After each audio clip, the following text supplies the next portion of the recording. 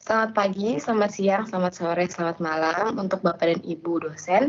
Kami dari kelompok 4, mata kuliah pengantar teknik industri K03 akan mempresentasikan tugas kedua kami. Kelompok kami terdiri dari saya sendiri, Isabel Kristi, Dafael Gibrani, Muhammad Rafi Taki, Bunga Fikuri, Tanji, dan juga Patrick. Next. Berikut adalah hal-hal yang akan kami sampaikan, yaitu profil usaha, dilanjut dengan sistem integral object, flow process chart, identifikasi masalah dan pendekatan solusi, serta penerapan prinsip analisis, sintesis, dan juga desain. Boleh di next. Dimulai dari profil usaha. Usaha yang kami ambil di sini adalah Warteg Harapan Bu Nining. Warteg Harapan Bu Nining ini layaknya sebuah warteg menjual berbagai macam lauk, nasi campur, serta hingga soto babat. Latar belakang dari berdirinya usaha ini adalah karena mewarisi atau melanjutkan usaha dari orang tua. Lalu didirikannya warteg ini sejak tahun 1995 atau 1996. Jam operasionalnya yaitu mulai dari jam 6 pagi hingga dengan jam 9 malam. Lalu untuk makanan yang dijual memiliki rentang harga dari Rp10.000 sampai dengan Rp25.000. Kemudian metode pemesanannya bisa datang langsung ke tempat atau juga bisa melakukan pemesanan melalui nomor WhatsApp yang tersedia. Boleh di next. Baik, lanjut ke sistem integral object, di mana dimulai dari man. Di sini ada 4 tenaga kerja, yaitu Bu Nining, anak Bu Nining, asisten pembantu, serta suami Bu Nining sebagai juru masak. Kemudian dilanjut, mesin, ada alat-alat penunjang kegiatan jual beli, seperti kompor, wajan, piring, dan sebagainya.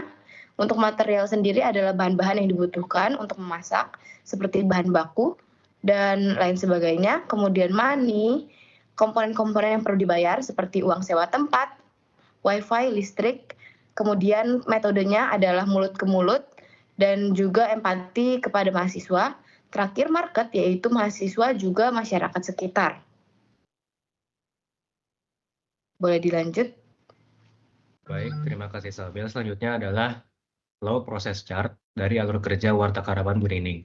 Terdapat beberapa simbol yang digunakan di sini. Yang pertama itu ada simbol tanda panah yang berarti transportasi, kemudian ada lingkaran yang berarti operasi, ada segitiga terbalik yang berarti storage atau penyimpanan. Nah, langkah-langkahnya pertama tuh diawali dengan Bu Nining yang berangkat ke pasar di pagi hari. Selanjutnya Bu Nining membeli bahan baku untuk dimasak. Kemudian dilanjutkan dengan Bu Nining yang kembali pulang dari pasar setelah membeli bahan baku. Nah, setelah itu bahan baku yang tadi dibeli diolah kemudian dimasak oleh suami Bu Nining yang berperan sebagai juru masak. Selanjutnya, masakan yang telah matang disimpan di etalase untuk disajikan ke pelanggan. Nah, selanjutnya pelanggan mendatangi Warteg Harapan Bu Nining. Kemudian pelanggan tersebut memesan makanan dan juga dilayani oleh Bu Nining, anak Bu Nining, ataupun asistennya. Selanjutnya, makanan yang telah dipesan akan disajikan kepada pelanggan. Kemudian setelah makanan disantap oleh para pelanggan, maka pembayaran akan dilakukan. Kemudian terakhir, pelanggan akan pulang. Selanjutnya akan dijelaskan oleh rekan saya. Baik, terima kasih Dava. Jadi kami juga telah melakukan identifikasi permasalahan yang dialami oleh Warteg Harapan Bu Nining. Nah, dari identifikasi yang permasalahan yang kami dapat yaitu ada 2. Yang pertama, harga bahan baku yang fluktuatif, dan yang kedua, workstation yang kurang efektif dan ergonomis. Untuk harga bahan baku, ya karena adanya problem ini menyebabkan profit yang didapat Bu Nining berkurang dikarenakan Bu Nining tidak melakukan pengurangan porsi ataupun menaikkan harga. Lalu yang kedua adalah workstation yang kurang efektif dan ergonomis, dan ini juga dapat mengurangi keefektivitasan dalam sistem produksinya, baik dalam hal memasak makanan, memotong bahan baku, atau bahkan menyuci piring. Dan waktu yang dibutuhkan semakin banyak, dan ini juga dapat menyebabkan fatigue yang berlebihan sehingga produktivitas menurun dan meningkatkan risiko kecelakaan kerja atau cedera baik dalam jangka pendek maupun jangka panjang. Nah, dari identifikasi masalah yang sudah kami dapat, kami juga mengidentifikasi akar masalah dari masalah-masalah tersebut. Untuk harga bahan baku yang fluktuatif, kami melakukan tool 5 whys analysis. Yang pertama, mengapa harga bahan baku naik turun, lalu mengapa pembelian bahan dilakukan tanpa perencanaan yang jelas, lalu mengapa pembelian bahan baku masih berdasarkan kebutuhan harian, lalu mengapa belum ada catatan yang dapat digunakan untuk memperkirakan kebutuhan bahan baku, lalu mengapa penggunaan bahan baku belum dicatat secara rutin dan terstruktur.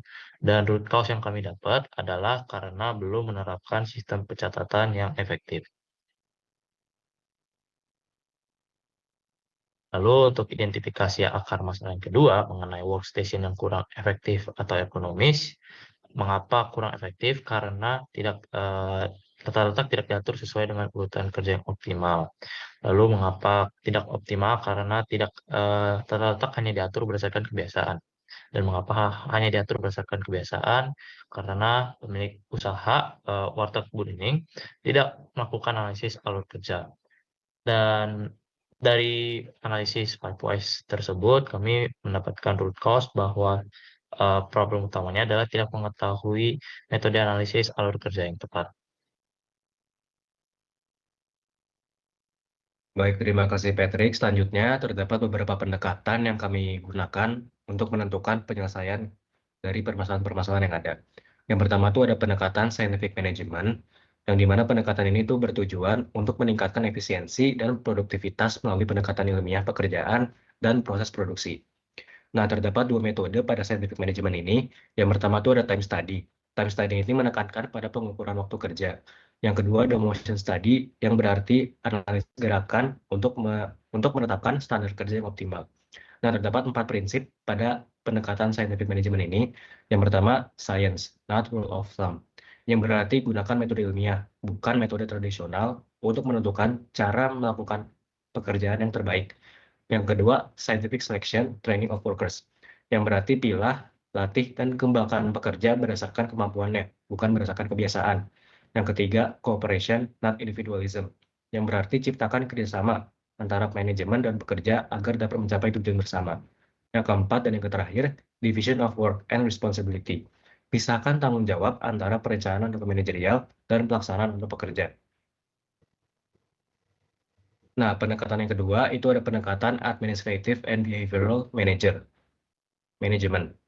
Nah, pendekatan ini tuh fokusnya untuk mengendalikan perilaku individu dalam suatu kelompok di dalam organisasi. Tujuannya apa? Untuk menciptakan lingkungan kerja yang sehat dan produktif.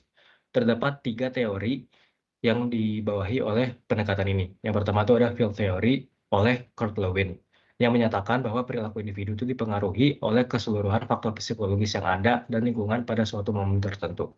Yang kedua itu ada teori Maslow, yang dimana menyatakan peringkat kebutuhan, menjelaskan bahwa manusia itu termotivasi berdasarkan pemenuhan kebutuhan yang tersusun secara bertingkat.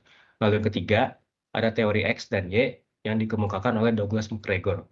Teori X menilai manusia itu malas dan hanya termotivasi uang, sementara itu teori Y itu melihat bahwa manusia itu suka bekerja dan termotivasi oleh kepuasan serta hubungan sosial. Selanjutnya akan dijelaskan oleh rekan saya. Baik, terima kasih Dava. Setelah dari permasalahan-permasalahan tersebut, perumusan masalah, kami menemukan penyelesaian masalah dengan menggunakan pendekatan yaitu scientific management dengan permasalahan harga bahan baku yang naik turun atau fluktuatif. Yang pertama-tama, pencatatan dan analisis bahan baku. Penerapan sistem pencatatan rutin untuk memantau penggunaan dan pembelian bahan baku. Selanjutnya, pelibatan dan pelatihan pegawai. Melibatkan serta latih pegawai agar mampu mencatat dan menganalisis penggunaan bahan baku secara tepat. Selanjutnya akan dilanjutkan oleh rekan saya. Oke, selanjutnya yang ketiga itu ada kerjasama dan pembagian tugas. Yang mana kerjasama dan pembagian tugas ini memang untuk membangun koordinasi antara pemilik dan pegawai, yang gunanya untuk agar pembagian tugas yang jelas. Lalu untuk yang terakhir ada pengawasan dan evaluasi, yang mana evaluasi ini dilakukan secara rutin terhadap pencatatan dan pembelian untuk memastikan efektivitas sistem yang ada di warteg Budining ini. Oke, selanjutnya yaitu penyelesaian masalah terkait workstation atau dapur yang kurang efektif dan ergonomis. Yaitu kami juga menggunakan pendekatan scientific management yang kami membagi dalam beberapa aspek. Yang pertama itu scientific job design, yaitu fokus pada studi waktu dan gerak, di mana urutan kerja diidentifikasi kepada yang paling efisien. Selanjutnya yaitu standardization of tools, melakukan penataan ulang tata letak dapur berdasarkan aliran kerja. Selanjutnya ada division of work, yaitu mengkoordinasikan kerja agar dapat dioptimalkan dengan memperjelas alur tanggung jawab. Next. Selanjutnya yaitu ada scientific training, yaitu melakukan pelatihan kepada semua pekerja agar keterampilan kerja menjadi lebih merata. Selanjutnya yang terakhir yaitu incentive system, yaitu sistem penghargaan yang proporsional terhadap kinerja untuk meningkatkan motivasi kerja para pekerja. Next. Baik, untuk identifikasi masalah yang telah kami lakukan, kami juga telah menerapkan prinsip analisis, sintesis, dan desain pada masalah-masalah tersebut. Untuk masalah yang pertama, yaitu mengenai harga bahan baku yang fluktuatif, kami menerapkan prinsip analisis, dan pada tahap ini juga kami telah mencoba mencari tahu penyebab kenaikan biaya bahan baku dengan mengamati pola pembelian dan penggunaan bahan setiap hari. Dan dari sini kami juga menemukan bahwa pembelian sering dilakukan tanpa adanya perencanaan dan hanya berdasarkan perkiraan pemilik mengenai kebutuhan dari pelanggan. Lalu selanjutnya pada tahap sintesis, kami juga menggabungkan hasil analisis untuk menemukan pola hubungan antara pencatatan, perencanaan, dan fluktuasi harga. Dan di sini kami juga menyimpulkan bahwa kurangnya data historis membuat perencanaan pembelian tidak dapat dilakukan dengan baik. Lalu pada tahap yang terakhir, yaitu pada tahap desain, kami telah merancang solusi yang berdasarkan dari hasil analisis dan sintesis, yaitu berupakan sistem pencatatan dan perencanaan bahan baku yang terstandar dan mudah dijalankan. Dan contoh konkretnya yaitu dengan cara membuat format tabel harian, penggunaan bahan, misal menggunakan Excel atau Google Sheets, disertai dengan prosedur kapan melakukan pembelian dan berapa stok minimum yang sesuai. Lalu untuk masalah yang kedua mengenai workstation yang kurang ergonomis, kami juga menerapkan prinsip analisis, sintesis, dan desain. Untuk di tahap analisis, kami mengamati alur kerja di dapur untuk mengetahui tahapan mana yang menimbulkan waktu tunggu yang paling lama atau gerakan yang paling tidak efisien.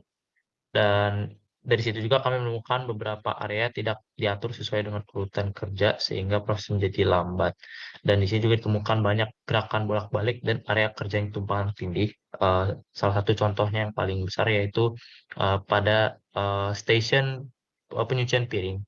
Lalu yang kedua adalah tahap sintesis, di mana kami menyatukan hasil pengamatan untuk menentukan alur kerja yang ideal dan kebutuhan ruang setiap tahapan proses. Lalu untuk yang terakhir, pada tahap desain kami merancang ulang layout dapur dan pembagian tugas pegawai. Dan di sini juga kami mengusulkan untuk membuat skema tata letak baru dengan menempatkan peralatan sesuai dengan urutan proses kerja, serta membagi tugas secara merata dan optimal supaya waktu bisa diminimalkan. Sekian presentasi dari kelompok kami. Mohon maaf apabila ada salah kata. Terima kasih.